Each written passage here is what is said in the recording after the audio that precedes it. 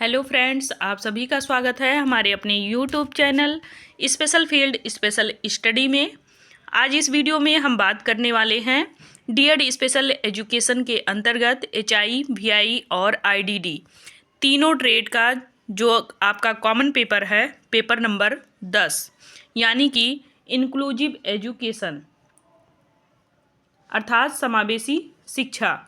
इस टॉपिक पे आज हम बात करेंगे और ये आपके सिलेबस के अनुसार इसमें आपको फर्स्ट और सेकंड दोनों यूनिट में फर्स्ट आपका कंप्लीट कर दिया गया है और सेकंड में आपके एक चैप्टर और बचा है जो कि आपको इस वीडियो में आज कंप्लीट करा दिया जाएगा। तो चलिए हम शुरू करते हैं और देखते हैं आज हमें कौन सा चैप्टर पढ़ना है, कौन सा टॉपिक है हमारा। इसके पहले मैं आपको बता दूं, आपका जो ये इंक्लूसिव एजुकेशन पेपर है ये आपके कह लीजिए कि इस सिलेबस के अनुसार तो आपको पढ़ना ही है। बाद में आप कभी भी कोई भी स्पेशल टेट अगर दे रहे हैं या फिर जैसे अभी कोई भी एग्ज़ाम आने वाले समय में लिया जाएगा, चाहे वो स्पेशल वैकेंसी से रिलेटेड होगा, वहाँ पे ये पेपर आपके काफ़ी महत्वपूर्ण रहेगा और इसी से संबंधित आपके उसमें भी क्वेश्चन देखने को आपको मिलेंगे। तो आप स्किप मत करिएगा, पूरा वीडियो देखिएगा, उसमें आपको काफ़ी कुछ जानकारी मिल भी जाएगी जो कि आपको शायद आने वाले भविष्य में भी काम आएगी। तो फर्स्ट यूनिट हमारा कंप्लीट हो चुका है तो इसको हम स्किप करते हैं यहाँ से और सेकंड यूनिट हम देखते हैं जो कि आप देख सकते हैं यहाँ पे हमने ये 4 चैप्टर कंप्लीट कर लिए हैं। आज हमें ये लास्ट 5वां चैप्टर इस यूनिट का पढ़ना है। तो चलिए बात करते हैं आज हमारा टॉपिक कौन सा है। टॉपिक है समावेशी शिक्षा के लिए रूपरेखा, अधिनियम, नीतियाँ और प्रावधान। तो इस पे आज हम बात करेंगे। तो चलिए स्टार्ट करते हैं, देखते हैं आज क्या कुछ है हमारा टॉपिक और इससे संबंधित हम ये भी बात करेंगे कि हमारे पेपर में किस प्रकार के क्वेश्चन देखने को मिलते भी हैं। तो आपको क्वेश्चन ऐसे डायरेक्ट जो आपका चैप्टर है उसी से लेकर के भी पूछ सकता है कि समावेशी शिक्षा से संबंधित रूपरेखा, अधिनियम, नीतियाँ और प्रावधानों का वर्णन कीजिए, या फिर समावेशी शिक्षा के क्षेत्र में लागू विभिन्न नीतियाँ, कानूनी प्रावधानों का विस्तार पूर्वक वर्णन कीजिए। तो ये दोनों तरीके से पूछ सकता है। तो चलिए हम यहाँ पे किसी भी प्रकार से टाइम नहीं गंवाएंगे और हम जल्द से जल्द ये टॉपिक अपना इस वीडियो में कवर करेंगे। जहाँ कहीं भी नहीं समझ में आएगा आप कमेंट बॉक्स में डालिएगा, मैं उसको फिर से आप लोगों को रिवीजन करा दूँगी। तो समावेशी शिक्षा का उद्देश्य क्या होता है कि सभी बच्चों को उनके भेदभाव, शारीरिक और मानसिक दिव्यांगताओं के बावजूद समान अवसर देना होता है। यानी कि बिना किसी भेदभाव के उनको, चाहे वो शारीरिक रूप से हो, मानसिक रूप से दिव्यांग हो, किसी भी प्रकार से हो, उनको जैसे सामान्य बच्चों को समान अवसर मिलता है वैसे ही इन बच्चों को भी समान अवसर देना होता है।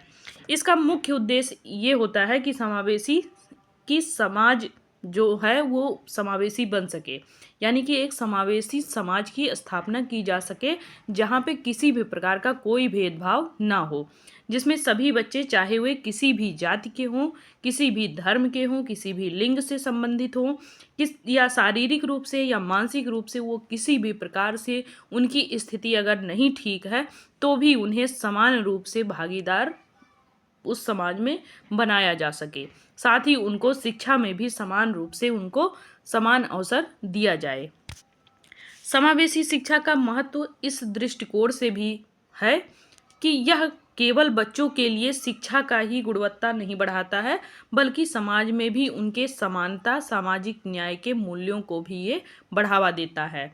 यानी कि उनको समाज में भी एक पहचान उनकी बनाता है, साथ ही उनके जो भी मूल्य हैं, जो भी कर्तव्य हैं, जो भी उनको अधिकार प्राप्त हैं, वो सभी उनको प्रोवाइड कराता है। अब हम बात करेंगे इंक्लूसिव एजुकेशन की जो अवधारणा है या उद्देश्य है इसके बारे में। तो इंक्लूसिव एजुकेशन का अर्थ ही होता है कि ऐसी शिक्षा प्रणाली जिसमें जो बच्चे हैं आपके वो विशेष रूप से दिव्यांग बच्चे हों, जो कि समाज के हाशिए पर रहने वाले बच्चों को मुख्य धारा की शिक्षा प्रणाली में शामिल करा जाए। यानी कि समाज के मुख्य हाशिए यानी कि समाज से उनको थोड़ा सा अलग रखा जाए या वंचित वर्ग के हों तो उनको भी मुख्य धारा में लाने का प्रयास किया जाए।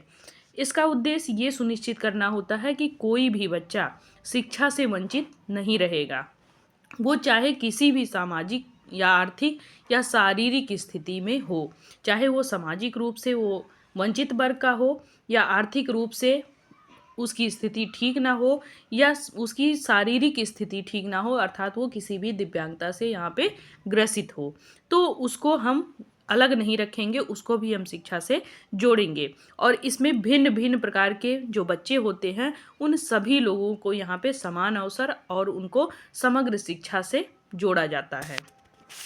अब हम बात करेंगे समावेशी शिक्षा का उद्देश्य केवल शारीरिक समावेशन नहीं होता है, यहाँ पे ये भी देखा जाता है कि उसकी मानसिक, सामाजिक और भावात्मक समावेशन भी वहाँ पे उसकी सुनिश्चित हो।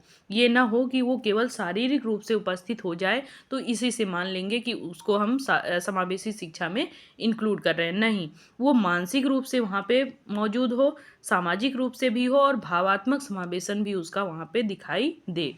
इसके तहत दिव्यांग बच्चों को विशेष सहायता और संसाधन भी प्रदान किए जाते हैं ताकि वे भी सामान्य बच्चों की तरह अपनी पढ़ाई पूरी कर सकें और वो भी कोई व्यवसाय कर सकें और अच्छे से अपना जीवन यापन कर सकें। अब हमारा यहाँ पे अलग टॉपिक है जो कि समावेशी शिक्षा से संबंधित रूपरेखा के बारे में बात करेगा।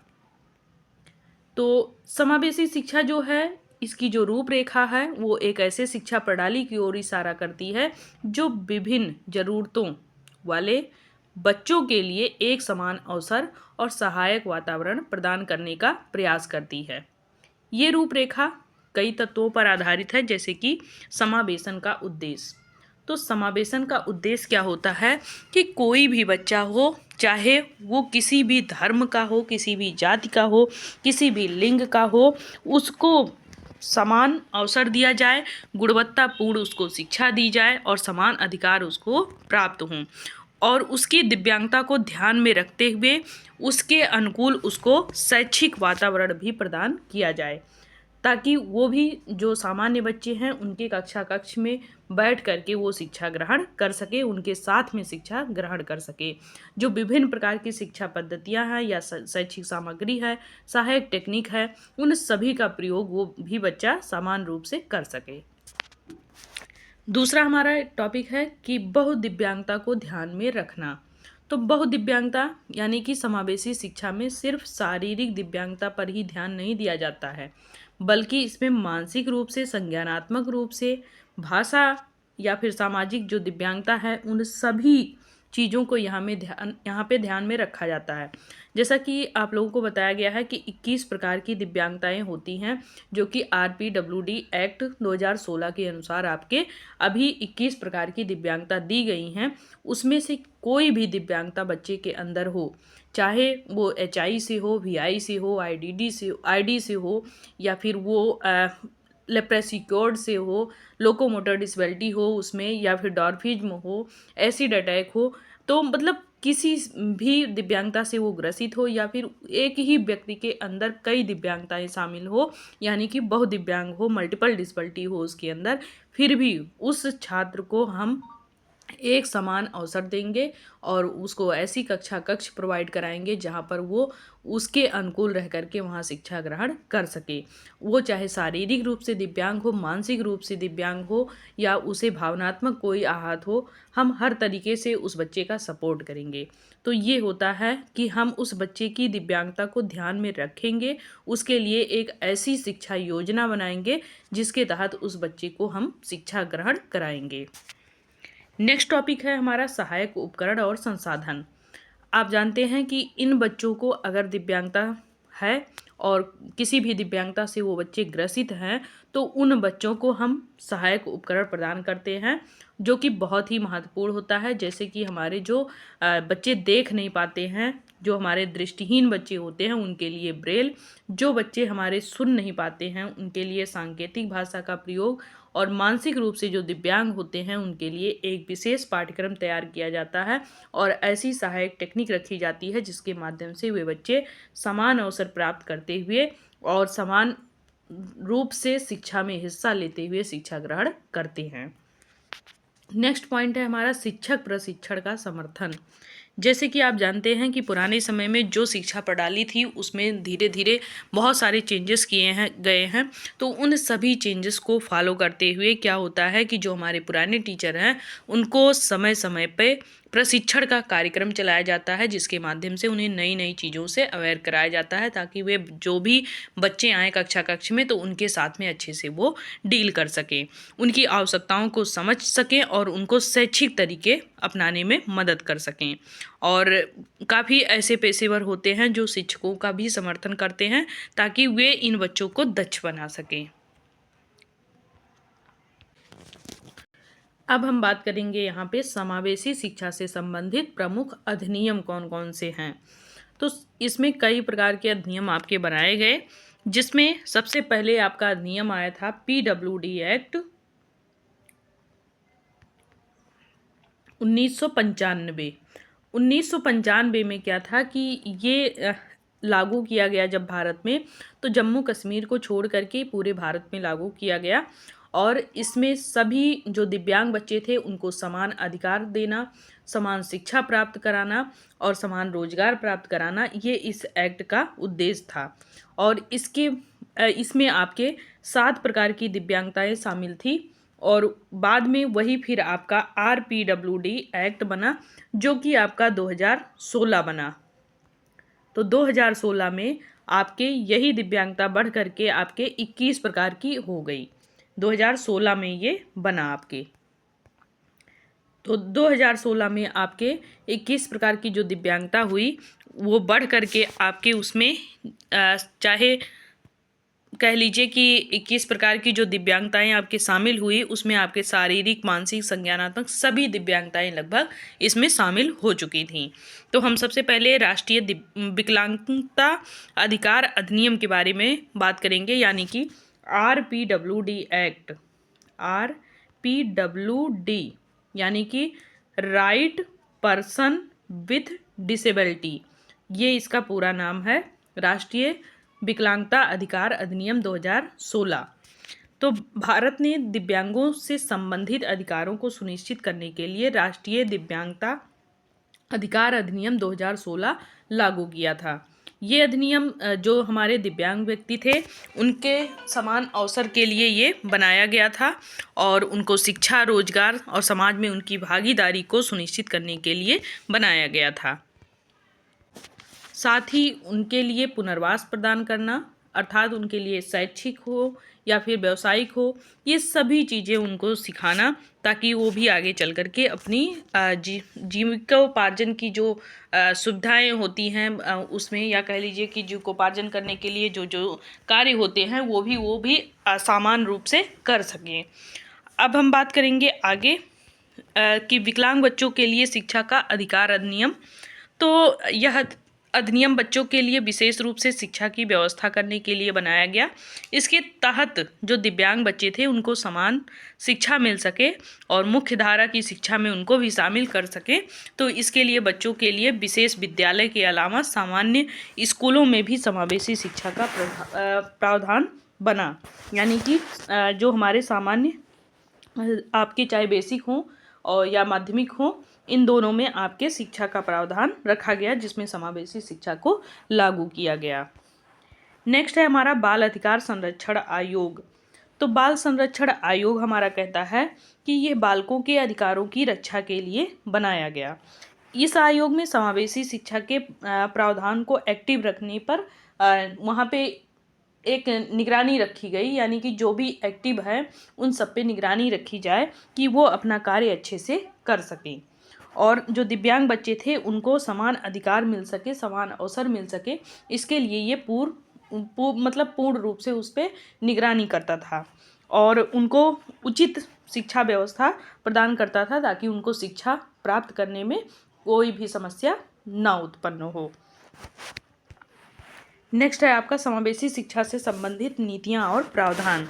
अब इसमें आपके बहुत सारी नीतियाँ शामिल हैं, जिसमें राष्ट्रीय शिक्षा नीति 2020 आपका NEP 2020 शामिल है, जो कि आपका समावेशी शिक्षा को प्राथमिकता देता है। इस नीति में ये सुनिश्चित किया गया कि सभी बच्चों को शिक्षा का समान अवसर मिले और विशेष रूप से जो दिव्यांग बच्चे हैं उनकी शिक्षा प्रणाली का भी इस प्रणाली में समावेशन किया जाए, यानी कि सामान्य प्रणाली में समावेशी शिक्षा भी लागू की जाए। इसके तहत शैक्षिक प्रावधान भी किए गए, जैसे कि सुलभ शैक्षिक सामग्री, शैक्षिक प्रशिक्षण और व्यक्तिगत शिक्षा योजना। इन सभी चीज़ों को इसमें शामिल किया गया। नेक्स्ट पॉइंट है हमारा इसमें सर्व शिक्षा अभियान। सर्व शिक्षा अभियान क्या है? इसके अंतर्गत भारत सरकार का एक प्रमुख योजना है जिसका उद्देश्य सभी बच्चों को मुफ्त और अनिवार्य शिक्षा प्रदान करना था। इस योजना में समावेशी शिक्षा को भी प्रमुखता दी गई। इसके तहत जो दिव्यांग बच्चे थे उनको मुख्य धारा की शिक्षा प्रणाली में शामिल करने के लिए विभिन्न उपाय भी किए गए। इसके तहत जो दिव्यांग बच्चे थे उनके लिए शैक्षिक सामग्री, सहायक उपकरण और प्रशिक्षित शिक्षक प्रदान किए गए थे, यानी कि जो वहाँ पे प्रशिक्षण प्राप्त शिक्षक थे, जो योग्य थे, जिनके पास योग्यताधारी सारे सर्टिफिकेट थे, उन लोगों को ये इसमें रखा गया। उसके बाद हमारा आया दिव्यांग सशक्तिकरण मंत्रालय। इसमें समावेशी शिक्षा को बढ़ावा देने के लिए काफ़ी कार्यक्रम योजनाएं चलाई गईं, जिसके तहत दिव्यांग बच्चों के लिए विशेष स्कूल, छात्रवृत्तियां और सहायक उपकरण की व्यवस्था की जाने लगी। ये जागरूकता का कार्यक्रम भी चलाते थे जिससे लोग अवेयर हो सकें और अपने बच्चों को भी इसमें पढ़ने के लिए भेज सकें, जो बच्चे उनके दिव्यांग हैं जिनको वो नहीं भेजना चाह रहे थे। उसके बाद हम बात करेंगे समावेशी शिक्षा के क्षेत्र में लागू विभिन्न नीतियां और कानूनी प्रावधान। तो समावेशी शिक्षा वह शिक्षा प्रणाली है जो सभी विद्यार्थियों को उनकी विविध आवश्यकताओं के बावजूद एक समान शैक्षिक अवसर प्रदान करने का लक्ष्य रखती है। इसमें विशेष रूप से शारीरिक, मानसिक और अन्य प्रकार के दिव्यांगताओं वाले जो बच्चे थे उनको शैक्षिक संस्थाओं में समाहित करने की प्रक्रिया को समझा जाता है। समावेशी शिक्षा न केवल उद्देश्य इसका ये है कि ये शैक्षिक समानता प्रदान करे, बल्कि समाज में सभी वर्गों के बीच में सामाजिक समरसता भी और समानता भी, ये दोनों चीज़ें ला सके। इसके साथ ही समावेशी शिक्षा का प्रभावी जो क्रियान्वयन था वो केवल शिक्षकों और स्कूलों की जिम्मेदारी नहीं थी, बल्कि इसमें अनेक नीतियाँ और इसमें कानूनी प्रावधान बनाने की भी आवश्यकता थी, जो कि इसके तहत बनाए गए, लोगों को जागरूक किए गए और लोग इसमें शामिल भी हुए और व्यवस्थित तरीके से इसको लागू किया गया। भारत में समावेशी शिक्षा को लागू करने के लिए कई नीतियाँ और कई प्रावधान भी बनाए गए हैं। समावेशी शिक्षा का अब हम महत्व जान लेते हैं। समावेशी शिक्षा जो है इसका उद्देश्य ये होता है कि ये विभिन्न प्रकार के बच्चों को समान शैक्षिक अवसर प्रदान करती है और ये सुनिश्चित करती है कि जो विशेष आवश्यकता वाले बच्चे हैं, जैसे कि जो दिव्यांग बच्चे हैं, उन्हें अपनी पूरी क्षमता तक शिक्षा प्राप्त करने का अवसर मिले। जो उनके अंदर बची हुई क्षमता होती है उसको विकसित करने का अवसर मिले। उनके साथ किसी भी प्रकार का भेदभाव ना हो, उसको समाप्त किया जा सके और उनको भी समान अधिकार मिले सामान्य बच्चों की तरह ही। इसमें हमारे 3 प्रकार के पहलुओं पर ज़्यादा ध्यान दिया जाता है, जो कि है शैक्षिक अवसरों की समानता पहला। तो सबसे पहले उनके शिक्षा पे जोर दिया जाता है, फिर उनके समाज में एक पहचान की, या कह लीजिए समाज में किसी भी प्रकार का भेदभाव ना हो उनके साथ, इस पे ध्यान दिया जाता है। उसके बाद उनका व्यक्तित्व विकास किया जाता है, यानी कि उनके समग्र विकास पर यहाँ पे ध्यान दिया जाता है कि उनके साथ किसी भी प्रकार का कोई भी भेदभाव ना हो, उनके अंदर आत्मविश्वास जगाया जाए ताकि उनका व्यक्तित्व सुधर सके। अब हम बात करेंगे भारत में समावेशी शिक्षा के कानूनी प्रावधान के बारे में। तो भारत में समावेशी शिक्षा के लिए कई कानूनी प्रावधान और नीतियां ध्यान में रखते हुए बनाए गए। इन प्रावधानों का उद्देश्य दिव्यांग बच्चों और अन्य जो विशेष आवश्यकता वाले बच्चों की शिक्षा थी उनमें समान अवसर प्रदान करना था। और इसके साथ ही भारत का संविधान और समावेशी शिक्षा भी इसमें आया, जिसमें भारत के संविधान में समानता और न्याय की भावना को प्रमुख स्थान दिया गया है। तो उसी में अनुच्छेद 14 और 15 में समानता का जो अधिकार है और भेदभाव न करने की बात कही गई है, तो उसमें समावेशी शिक्षा के उद्देश्य से ये मेल खाती थी। तो इसके अलावा फिर अनुच्छेद 21 में भी शिक्षा का अधिकार भी शामिल था, जो कि शिक्षा के मौलिक अधिकारों के रूप में इसको स्वीकारा जाता है। तो समावेशी शिक्षा में जो भी नियम बनाए गए थे वो हमारे संविधान के अनुच्छेद से भी मिल रहे थे। अब हम बात करेंगे आरटीई अधिनियम 2009। तो आरटीई अधिनियम शिक्षा का अधिकार अधिनियम 2009, जो कि भारत में शिक्षा के क्षेत्र में क्रांतिकारी बदलाव लेके आया था। इसमें 6 से 14 वर्ष तक के जो बच्चे थे उनको निःशुल्क शिक्षा और अनिवार्य शिक्षा दी जाती थी, जैसा कि आप लोगों को पहले से ये चीज़ें पता भी हैं। और जो विशेष आवश्यकता वाले बच्चे थे उनको भी इन्हीं सामान्य स्कूलों में जा कर के शिक्षा प्राप्त करने का अवसर भी दिया गया इसके द्वारा। अब हम बात करेंगे दिव्यांगता अधिकार अधिनियम 2016, जिसको हम RPWD एक्ट के नाम से जानते हैं। और इसमें 21 प्रकार की आपके दिव्यांगताएं शामिल हैं, जो कि दिव्यांग व्यक्तियों के लिए ही कार्य करता है। और ये आपका 2016 में बना। और इस अधिनियम में बच्चों के शैक्षिक पे, सामाजिक पे और रोजगार संबंधी जो अवसर हैं उस पे ज़्यादा ध्यान दिया गया, ताकि बच्चे शैक्षिक सहायता लेकर के या उपकरण के माध्यम से या परिवहन की व्यवस्था के माध्यम से वो भी शिक्षित हो सकें, रोजगार परक बन सकें। उसके बाद हम राष्ट्रीय शिक्षा नीति 2020 यानी NEP 2020 की बात करते हैं। तो इसमें भी समावेशी शिक्षा को प्रोत्साहित किया गया और इसमें जो दिव्यांग बच्चे थे उनके शैक्षिक अवसरों को बढ़ावा दिया गया। और इसके साथ ही समावेशी प्रणाली इसमें लागू की गई, संसाधनों की उपलब्धता यहाँ पे देखी गई, समावेशी ढांचे का इसमें निर्माण किया गया। ये सारी प्रक्रियाएं इसमें हुई। उसके बाद समान अवसर आयोग की बात करें तो समान अवसर आयोग में आपके समावेशी के क्षेत्र में समान अवसर यहाँ पे बच्चों के लिए सुनिश्चित किया गया। ऐसा आयोग बनाया गया जो विशेष आवश्यकता वाले बच्चे यानी कि CWSN जो आपके दिव्यांग बच्चे हैं उनके अधिकार को यहाँ पे संरक्षित करने के लिए शैक्षिक संस्थाओं में समान अवसर उनको मिले। आयोग इस बात की भी निगरानी की कि क्या स्कूल में या अन्य शैक्षिक संस्थान में समावेशी शिक्षा के लिए उचित उपाय लागू किए जा रहे हैं या नहीं। आगे बात करेंगे इसमें समावेशी शिक्षा के लिए विभिन्न सरकारी योजनाएं और कार्यक्रम। तो इसमें समावेशी शिक्षा को और आगे बढ़ावा देने के लिए भारत सरकार ने कई योजनाएं भी चलाई और कई कार्यक्रम भी वो चलाए। ये योजनाएं विशेष आवश्यकता वाले बच्चों के लिए थी और उनकी जो शिक्षा प्रणाली थी उसको सुधार करने के लिए थी और समावेशी वातावरण प्रदान करने के लिए बनाया गया, जिसमें समावेशी शिक्षा के लिए केंद्रीय योजना बनाई गई। सबसे पहले इसमें क्या था कि इन बच्चों को समावेशी शिक्षा प्रदान करना था, जो कि केंद्र के द्वारा बनाया गया था।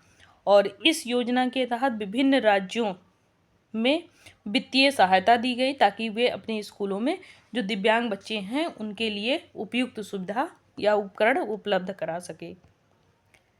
डिस्ट्रीब्यूटेड एजुकेशन प्रोग्राम, इसका मतलब ये होता है जो हमारे बच्चों के लिए स्कूल हैं दिव्यांग बच्चों के लिए, उसमें विशेष शिक्षण सामग्री या जो टेक्निक है वो सभी की उपलब्धता यहाँ पे हो सके और बच्चों को समावेशी शिक्षा प्राप्त करने में मदद मिल सके। इसके लिए ब्रेल बुक, ऑडियो बुक और सहायक टेक्निक ये सभी चीज़ें वहाँ पे उपलब्ध कराई जाने लगीं। अब समावेशी शिक्षा में चुनौतियों की बात करते हैं और ये लास्ट पॉइंट हमारा चल रहा है। तो चुनौतियों में हमारे आता है कि शिक्षकों की तैयारी और प्रशिक्षण की कमी। जैसा कि आप लोग जानते हैं कि इस टाइम पे हमारे बेसिक विभाग में जो भी टीचर हैं वो सामान्य टीचर हैं और BTC B.Ed करके गए हैं, लेकिन वहाँ पे स्पेशल टीचर जो हैं वो कह लीजिए कि हफ्ते 15 दिन में एक बार जाते हैं। वहाँ पे कोई स्पेशल टीचर प्रॉपर तरीके से नहीं रखा गया है, डेली बेसिस पे नहीं है वो, तो इसलिए भी कह लीजिए कि उन बच्चों की शिक्षा कहीं ना कहीं अधूरी रह जाती है, वो विशेष प्रशिक्षण प्राप्त नहीं कर पाते हैं। इसलिए जो हमारे प्रभावी जो हमारे बच्चे हैं समावेशी शिक्षा को प्रभावी बनाने वाले, तो ऐसे जो वहाँ पे शिक्षक हैं जो कि वहाँ पे शिक्षा देते हैं बच्चों को, उनको वहाँ पे प्रशिक्षण देने की आवश्यकता है। वैसे उनको प्रशिक्षण दिया भी जाता है, लेकिन ये कह लीजिए कि जो 2 साल का कोर्स करके जाएगा, जो 10 दिन पढ़ के जाएगा, तो वो क्या ही बताएगा। तो जो आप पढ़ के गए हैं, 2 साल का कोर्स करके गए हैं, उन बच्चों की ट्रेनिंग करके गए हैं कि कैसे उन बच्चों को हैंडल करना है, कैसे उन बच्चों को पढ़ाना है और उनका कैसे हम ख़्याल रख सकते हैं, क्या-क्या चीज़ें आवश्यकताएँ हैं, तो वो चीज़ें हम 10 दिन में प्रशिक्षण दे कर के उनको नहीं बता सकते हैं। तो इसकी भी कमी पाई जाती है कि ये शिक्षक प्रभावी ढंग से इन बच्चों को हैंडल नहीं कर पाते हैं, तो कहीं न कहीं उनके शिक्षा में ये कमी देखने को मिलती है। संसाधनों की भी कमी देखने को मिलती है क्योंकि सामान्य विद्यालय में विशेष उपकरण, विशेष टेक्निक वहाँ पे या विशेष जो भी संसाधन होते हैं वो उपलब्ध नहीं होते हैं, इसकी कमी पाई जाती है। तो इससे समावेशी शिक्षा को हम एक्टिव नहीं कर पाते हैं। लास्ट पॉइंट है हमारा सामाजिक भेदभाव और जागरूकता की कमी। हमारे समाज में भी जो भी पेरेंट्स हों या फिर हमारे समाज के लोग हों, वो इतने अवेयर नहीं होते हैं कि उनको हम कह सकें कि आपके घर में जो दिव्यांग बच्चा है उसको स्कूल भेजिए। भेज तो देते हैं लेकिन उसके लिए वो ऐसे कार्य नहीं करते हैं जिसमें वो बच्चा आगे बढ़ सके। तो ऐसे करने के लिए हमें समाज को एक तरीके से जो बच्चों के प्रति वो भेदभाव करते हैं उससे उन्हें हमें बचाना चाहिए, उनको जागरूक करना चाहिए ताकि उन बच्चों को भी बिना मुश्किलों के हम उन स्कूलों में पढ़ा सकें। तो इसी के साथ में हमारा ये जो दूसरा यूनिट है ये समाप्त होता है और कल से हम तीसरा यूनिट पढ़ेंगे और आप लोगों ने लगभग 10 चैप्टर कह लीजिए कंप्लीट कर लिया है 2 यूनिट में। अब हम बात करेंगे तीसरे यूनिट की और हम कल से तीसरा यूनिट देखेंगे। 2 यूनिट आपके समाप्त हो चुके। तो तब तक के लिए बहुत बहुत धन्यवाद। आप लोग वीडियो देखिएगा, एंजॉय करिएगा और एंजॉय के साथ में अपनी पढ़ाई दिमाग खोल के करिएगा क्योंकि अब एग्ज़ाम नज़दीक है, तो आप लोग लापरवाही बिल्कुल भी मत करिएगा। तो तब तक के लिए बाय बाय, टेक केयर, स्वस्थ रहें, मस्त रहें। वीडियो को लाइक नहीं किए हैं तो लाइक भी करें और साथ में सब्सक्राइब भी करें अगर चैनल पे आप पहली बार आए हैं।